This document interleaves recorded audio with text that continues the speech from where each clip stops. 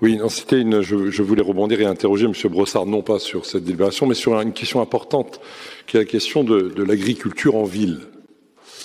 Vous en êtes responsable, et même à Paris, en 2020, et on a cru bon, une maire a cru bon nommer une de ses adjointes en charge de l'agriculture en ville, mais en rajoutant quelque chose qui est important, qui était sur l'alimentation durable. Et c'est un enjeu majeur qui, je crois, sur tous les bancs de notre Assemblée, nous interpelle tous les jours.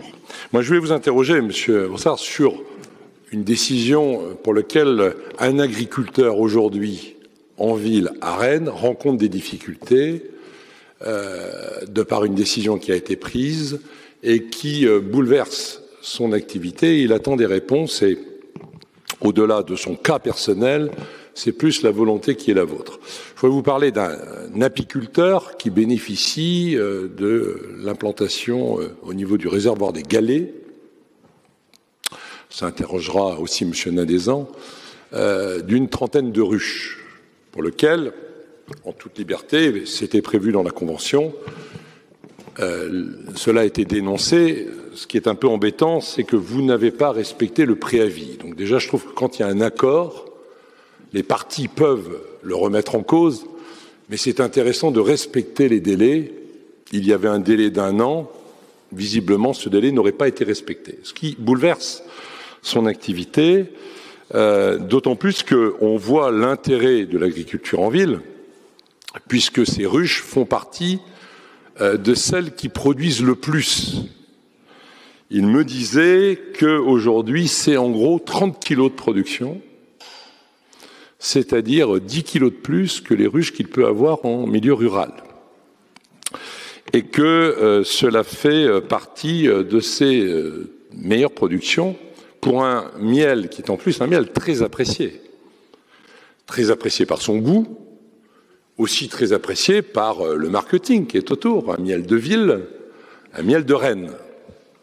Et il est très apprécié parce qu'il bénéficie notamment de la présence des tilleuls qui amènent de la richesse à son produit.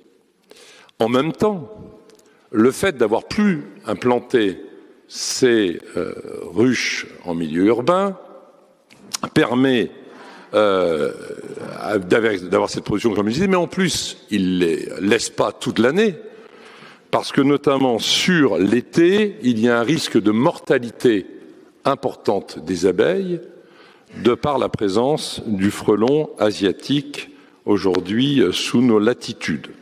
C'est donc juste la présence de 4-5 mois dans l'année pour ces ruches.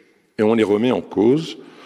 Et on les remet en cause peut-être sur une décision que l'on peut comprendre. Je crois que c'est une question, M. Nadezan pourra peut-être le préciser, de sécurité. On est sur le réservoir d'eau potable pour notre ville, c'est important.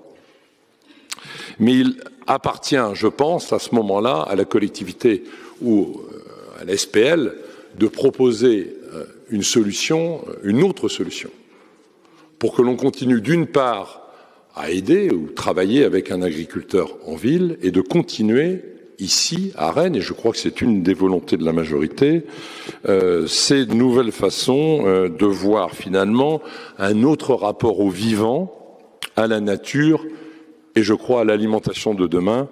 Des précisions de votre part et peut-être de M. Nadezan nous permettraient d'éclairer le conseil municipal et l'agriculteur qui attend de vos réponses.